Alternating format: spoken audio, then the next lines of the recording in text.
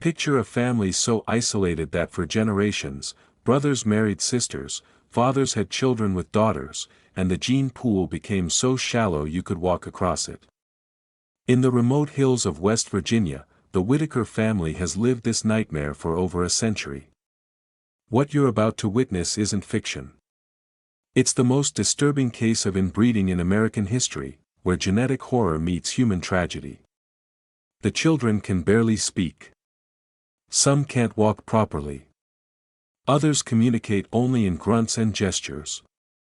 This is what happens when nature's most fundamental rule gets broken again and again and again. Today, we're going inside America's most inbred family, and I promise you've never seen anything like this. But before we dive into this haunting reality, smash that like button and subscribe so you don't miss more shocking stories tomorrow. Drop a comment letting me know where you're watching from and what time it is there right now. It was 2004 when filmmaker Mark Lyda first heard the whispered rumors about a family living deep in the West Virginia mountains, a family that locals refused to discuss beyond nervous glances and hushed warnings to stay away. Lyda, who had spent years documenting America's forgotten people, thought he had seen everything that poverty and isolation could produce, but nothing could have prepared him for what he would discover in the remote hollow of Odd, West Virginia. The journey itself felt like descending into another world entirely, past rusted, no trespassing, signs riddled with bullet holes, down dirt roads that seemed to lead nowhere, through forests so dense that cell phone towers became distant memories and GPS signals died like whispers in the wind.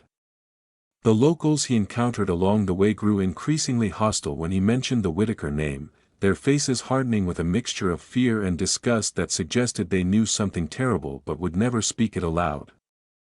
Some warned him to turn back, others simply stared with the hollow-eyed look of people who had seen too much and chosen silence over truth. When Lyda finally reached the compound, what he found defied every assumption about human civilization and genetic normalcy. The family's dwelling was less a home than a collection of rotting wood and rusted metal that somehow still provided shelter, surrounded by the detritus of lives lived completely outside the boundaries of modern society. But it was the family members themselves who delivered the real shock, people who communicated not through words but through a primitive system of grunts, barks, and hand gestures that suggested language itself had somehow devolved over generations. Ray Whitaker, one of the family members, could only produce sounds that barely resembled human speech, his attempts at communication reduced to pointing and noise-making that felt more animal than human. His relatives seemed trapped in their own bodies, their movements awkward and unsteady, their facial features carrying the unmistakable signs of severe genetic abnormalities that spoke to generations of something going catastrophically wrong.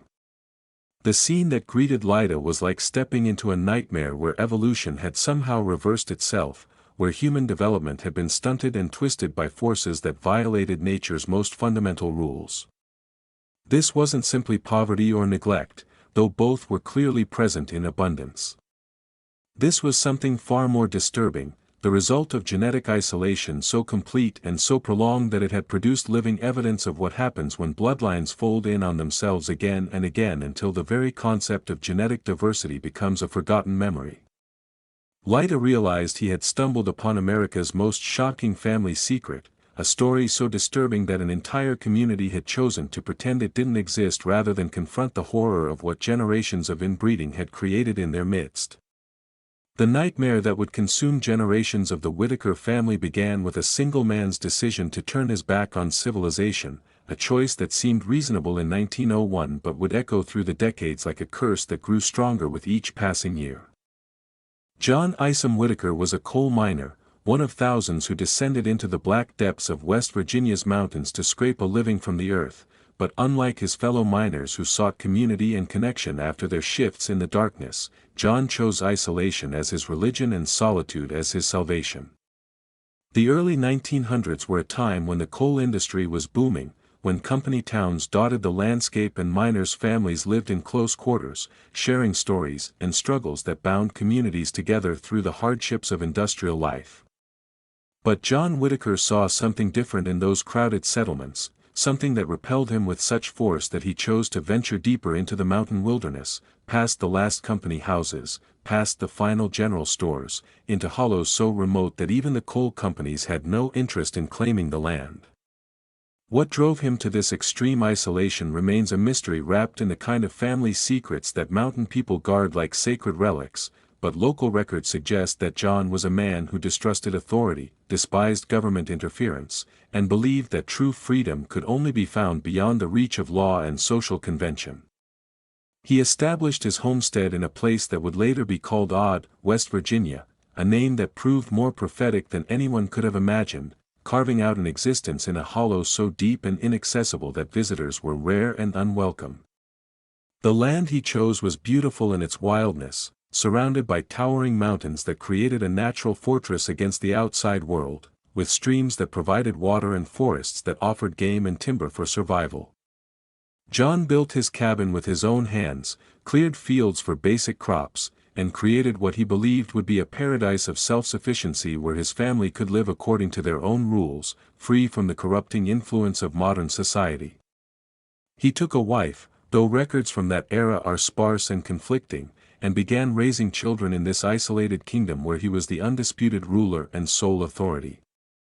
What John Whitaker could never have foreseen was how his dream of independence would transform into a genetic prison, how the very isolation he cherished would become the mechanism that trapped his descendants in an ever-tightening spiral of biological horror. The decision that seemed so reasonable to a man seeking freedom in 1901 would prove to be the first step toward creating America's most inbred family, a legacy that would turn his mountain paradise into a living laboratory of genetic collapse, where each generation would pay an increasingly terrible price for their ancestors' choice to live beyond the boundaries of human society. The transformation from isolated family to genetic nightmare didn't happen overnight, but rather crept forward through a series of decisions that each seemed logical in the moment, yet together formed a pattern so disturbing that it would haunt the Whitaker bloodline for more than a century.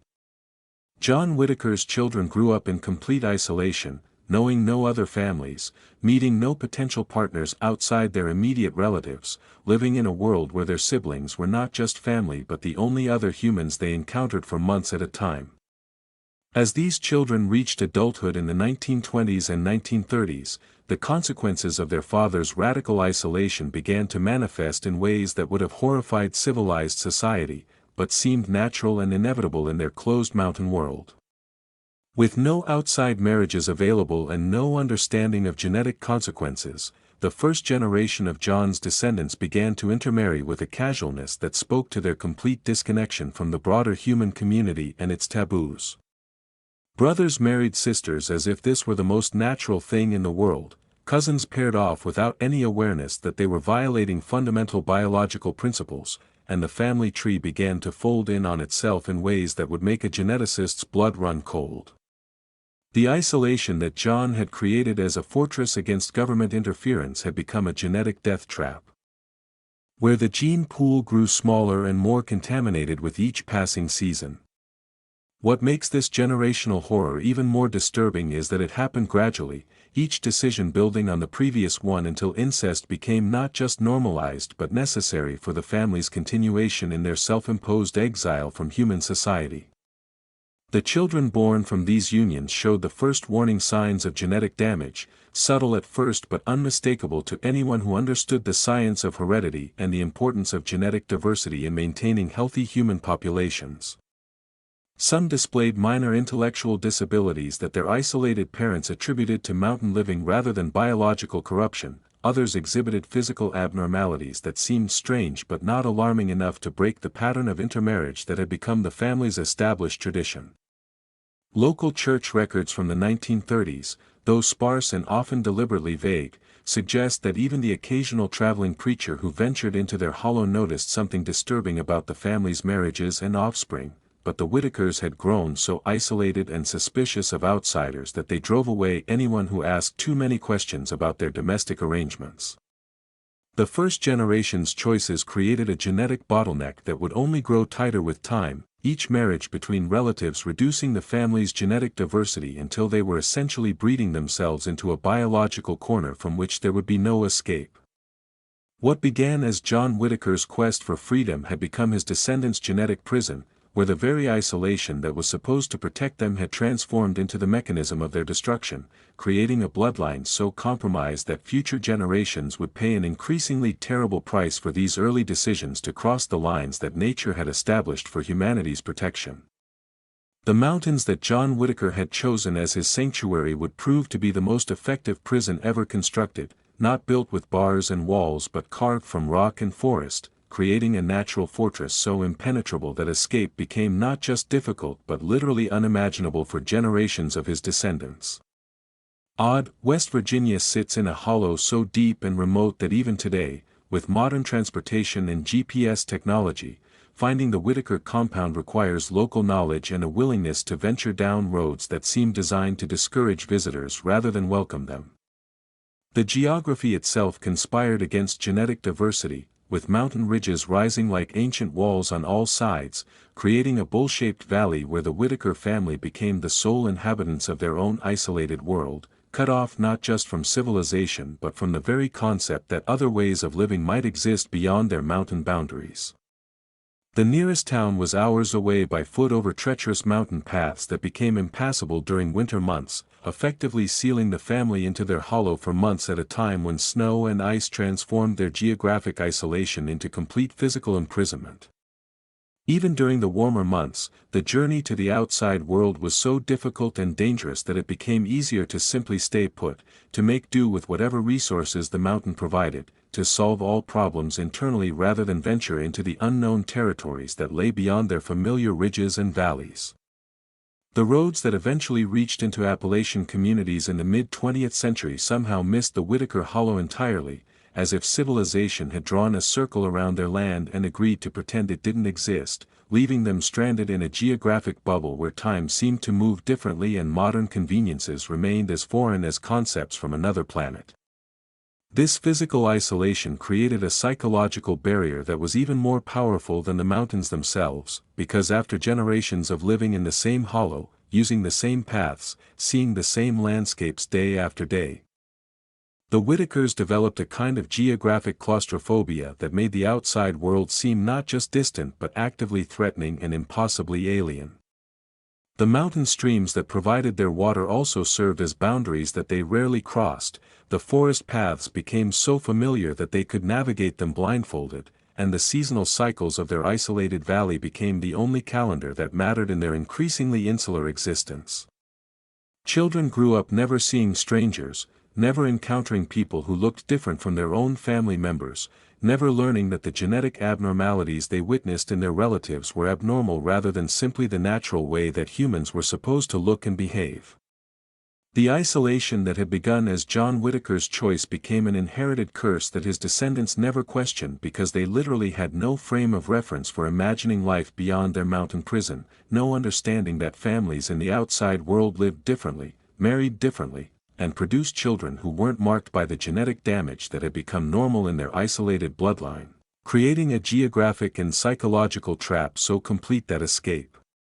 became not just unlikely but utterly inconceivable to people who had never known that escape was even possible.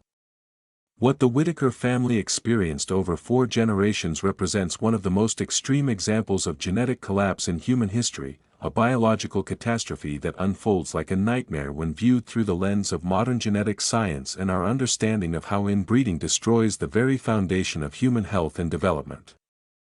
When closely related individuals reproduce, they dramatically increase the likelihood that their children will inherit 2 copies of harmful recessive genes, genetic mutations that normally remain hidden and harmless when paired with healthy dominant genes from genetically diverse parents, but become devastating when both parents carry the same defective genetic material in their bloodlines.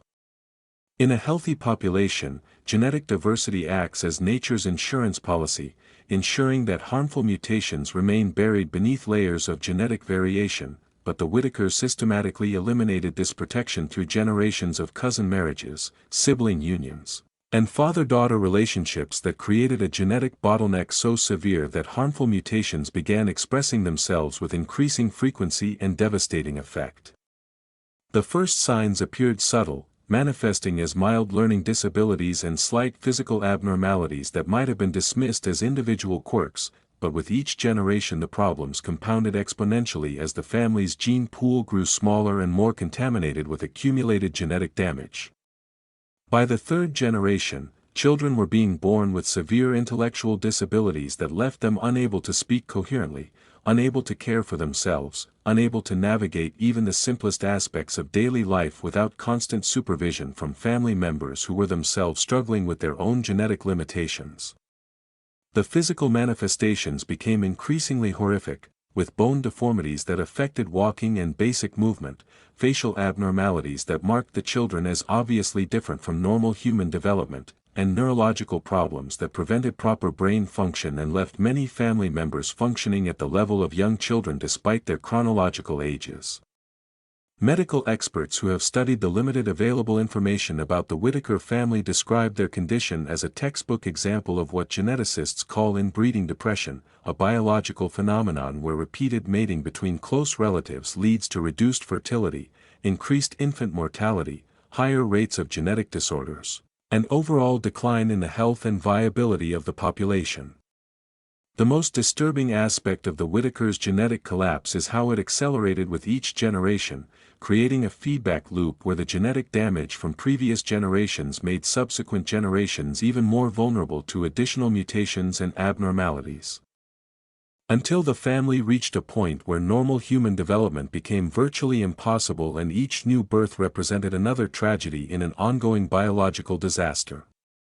Modern genetic counselors estimate that the level of inbreeding in the Whitaker family has reached coefficients that approach those seen in laboratory experiments designed to study the absolute limits of genetic damage, suggesting that their bloodline has crossed biological boundaries that most scientists believed were incompatible with human survival. Yet somehow this family has persisted for over a century as living proof of just how far human genetics can be pushed before complete collapse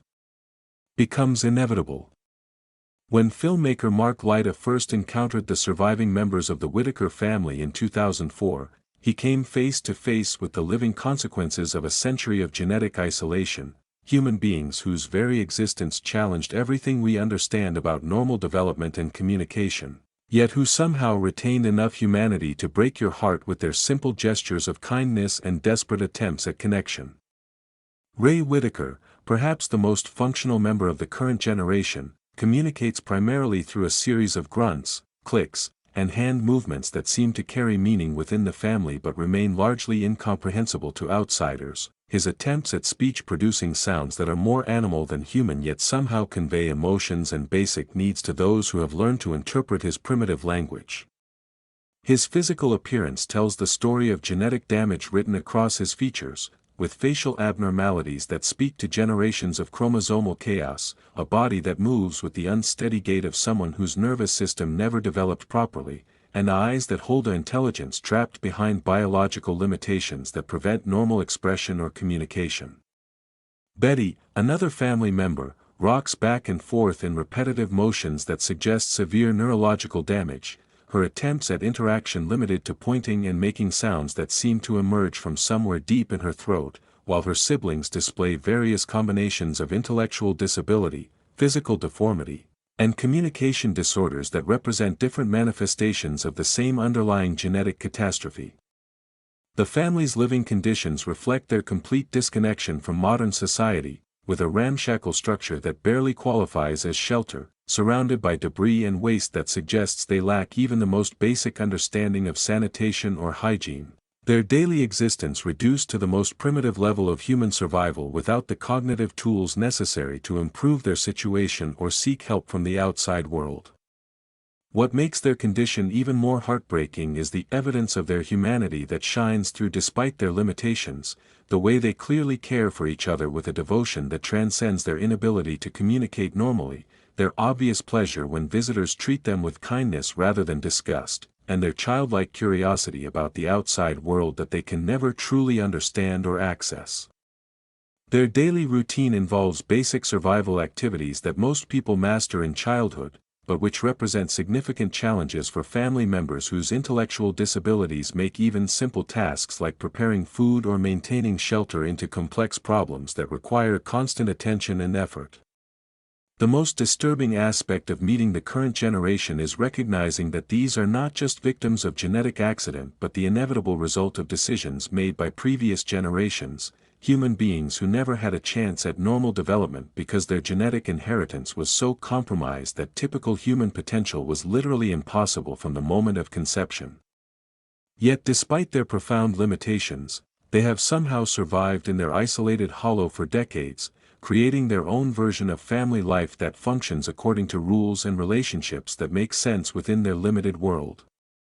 Even as it appears tragic and dysfunctional to outside observers who understand what normal human development should look like. The most shocking aspect of the Whitaker family tragedy isn't just the genetic horror that unfolded over generations, but the systematic conspiracy of silence that allowed this nightmare to continue unchecked while local authorities, social services, healthcare providers, and entire communities turned their backs on human beings who desperately needed intervention and protection. For over a century, the Whitaker family lived in conditions that would have triggered immediate emergency response in any civilized society, yet somehow they remained invisible to every system designed to protect vulnerable people, as if an entire network of institutions had agreed to pretend they simply didn't exist rather than confront the disturbing reality of what was happening in their isolated hollow. Local law enforcement officers knew about the family's situation for decades, with police reports dating back to the 1960s documenting visits to the compound that described conditions so appalling they should have prompted immediate action, yet these reports were filed away and forgotten, treated as curiosities rather than emergencies requiring intervention from child protective services or medical professionals. Social workers who occasionally ventured into the remote areas of West Virginia somehow never made it to the Whitaker Hollow, despite the fact that rumors about the family's condition circulated through local communities like whispered legends that everyone knew but no one wanted to acknowledge or address. The few healthcare providers who encountered family members over the years documented severe genetic abnormalities and intellectual disabilities that clearly indicated generations of inbreeding, yet these observations never triggered the kind of investigation or intervention that should have been automatic when dealing with such obvious evidence of systematic abuse and neglect. School officials in the region never questioned why certain children never appeared for enrollment, never followed up on truancy cases that might have led them to discover a family where education was impossible because the children were too genetically damaged to learn, and never investigated reports from local residents who occasionally mentioned a strange family living beyond the reach of normal society. Religious leaders who served rural Appalachian communities somehow remained ignorant of a family whose situation represented perhaps the most extreme example of human suffering in their region, despite the fact that mountain communities traditionally relied on churches to provide social services and support for families in crisis. The conspiracy of silence extended beyond individual failures to encompass systematic institutional negligence that suggests a deliberate decision to avoid confronting a situation that was too disturbing, too complicated, and too expensive to address properly, leaving the Whitaker family to suffer in isolation while the very people whose job it was to protect them chose ignorance over action.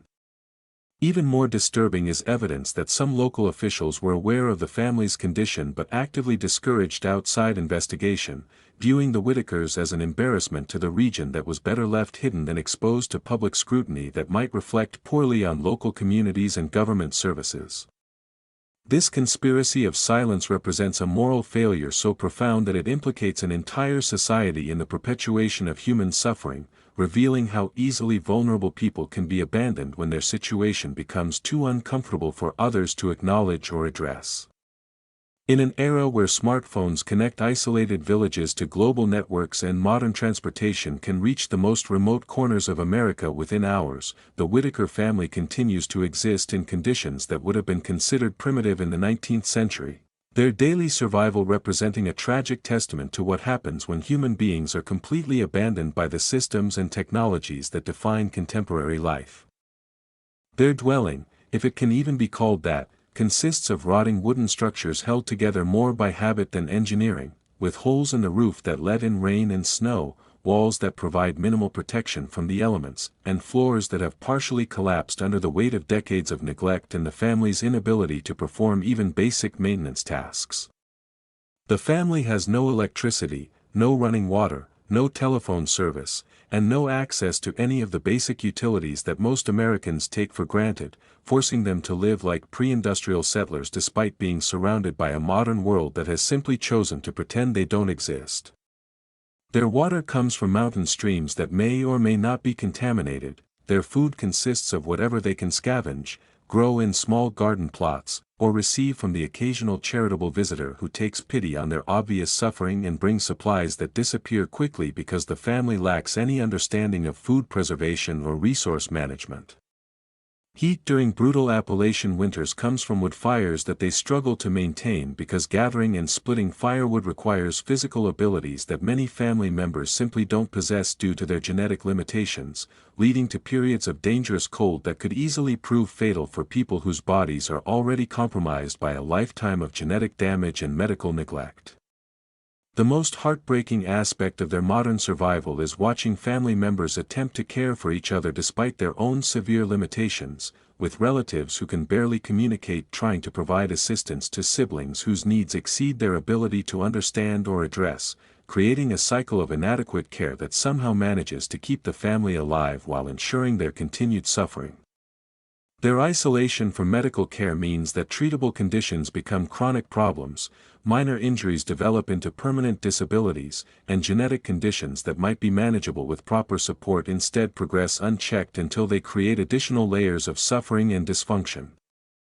The family's complete disconnection from government assistance programs means they receive no disability benefits, no food stamps, no housing assistance, and no access to any of the social safety net programs that exist specifically to help people in their desperate circumstances, apparently because their isolation and communication difficulties make it impossible for them to navigate bureaucratic systems that require literacy, mobility, and understanding of complex application processes. Their survival in the 21st century represents a profound indictment of American society's willingness to abandon its most vulnerable members, demonstrating how easily people can fall through every crack in our social systems and continue existing in conditions that violate every standard of human dignity and basic care, while the modern world continues spinning around them as if they were ghosts from another era rather than living human beings who deserve compassion and assistance. When Mark Lyda first shared his encounters with the Whitaker family through photographs and later video documentation, he unknowingly ignited one of the most complex ethical debates in modern documentary filmmaking, raising profound questions about the responsibilities that come with exposing human suffering and the thin line between raising awareness and exploiting tragedy for public consumption. Lyda's initial intention was purely documentary, driven by his long-standing commitment to photographing America's forgotten populations and giving voice to people who had been rendered invisible by society's deliberate neglect. But the public response to his Whitaker family documentation revealed the complicated moral landscape that surrounds any attempt to bring extreme human suffering into the spotlight of public attention. Critics argued that filming and photographing family members who clearly lacked the cognitive ability to provide informed consent represented a fundamental violation of their dignity and privacy. Transforming their genetic tragedy into entertainment for viewers who might watch their suffering with the same morbid curiosity that draws crowds to historical freak shows and carnival exhibitions. The fact that the family members seemed to enjoy the attention and interaction with visitors only complicated the ethical equation, because their obvious intellectual limitations raised serious questions about whether their apparent cooperation could be considered genuine consent or was simply the response of cognitively impaired individuals who lacked the capacity to understand how their images might be used or viewed by millions of strangers. Supporters of Lyda's work countered that his documentation served a crucial public interest by exposing the catastrophic failure of social systems and forcing uncomfortable conversations about poverty, genetic counseling, and the abandonment of vulnerable populations, arguing that the family's suffering had continued in secret for generations precisely because people preferred ignorance over confronting disturbing realities. The filmmaker found himself caught between competing moral imperatives, recognizing that his exposure of the family's condition might help generate resources and support for their care while simultaneously worrying that he was violating their privacy and potentially subjecting them to ridicule, exploitation, or unwanted attention from viewers who might visit their remote location seeking their own voyeuristic encounters with genetic tragedy. The commercial success of his Whitaker family content created additional ethical complications, as revenue generated from documenting their suffering raised questions about whether the family should receive compensation and how much of the proceeds from their tragedy should return to support their ongoing needs rather than enriching the filmmaker who brought their story to public attention. Perhaps most troubling was the realization that no clear ethical framework existed for situations like this, where traditional concepts of consent, dignity, and exploitation became impossibly complex when applied to individuals whose genetic damage had left them unable to participate in normal decision-making processes about their own representation and privacy. The broader implications of the filmmaker's dilemma extend far beyond the Whitaker family to encompass fundamental questions about how society should approach the documentation of extreme human suffering, the responsibilities of storytellers who encounter vulnerable populations, and the challenge of balancing public interest in understanding social failures against the fundamental right of all human beings to privacy and dignity regardless of their cognitive limitations or unusual circumstances. As we stand at the threshold of 2025, the Whitaker family continues to exist in their remote West Virginia hollow, living proof that America's most disturbing genetic nightmare persists not as historical curiosity but as ongoing tragedy that demands our attention, our compassion, and our commitment to ensuring that such systematic abandonment of vulnerable human beings never happens again in our society. The few surviving family members represent the end of their bloodline, their severe genetic damage having made reproduction virtually impossible, which means we are witnessing the final chapter of a genetic horror story that began over a century ago with one man's decision to choose isolation over integration with human society. The exposure of their situation through documentary filmmaking has generated some positive changes, with charitable organizations providing food, clothing, and basic supplies, while medical professionals have finally begun assessing their conditions and providing limited healthcare that should have been available decades ago. Yet these interventions feel tragically inadequate when measured against the scope of suffering that could have been prevented with earlier action. The Whitaker family's story serves as a devastating indictment of American social systems, revealing how easily vulnerable people can be abandoned when their needs become too complex, too expensive, or too uncomfortable for institutions to address. And how geographic isolation can become a convenient excuse for systematic neglect that violates every principle of human dignity and social responsibility. Their genetic tragedy also highlights the crucial importance of genetic counseling and education in preventing similar disasters, demonstrating how ignorance about the consequences of inbreeding can perpetuate cycles of suffering that could be broken with proper knowledge and intervention. Yet access to such education remains limited in many rural and isolated communities where these lessons are most desperately needed. Perhaps most disturbing is the realization that the conditions that created the Whitaker family tragedy continue to exist throughout rural America, where poverty, isolation, and institutional neglect combine to create environments where vulnerable people can disappear from society's awareness and concern, suggesting that other families may be suffering in similar silence while we congratulate ourselves on discovering and addressing this one horrific example. The ethical questions raised by their story extend far beyond their individual situation to encompass broader issues about how society should care for people with severe disabilities, how we should approach genetic diversity and reproductive choice, and what obligations we have to seek out and assist vulnerable populations rather than waiting for their suffering to become so extreme that it finally captures our attention. The Whitaker family's legacy should serve as a permanent reminder that human dignity cannot be conditional on genetic normalcy, geographic accessibility, or social conformity, and that our commitment to protecting vulnerable people must be proactive rather than reactive, comprehensive rather than selective, and sustained rather than temporary.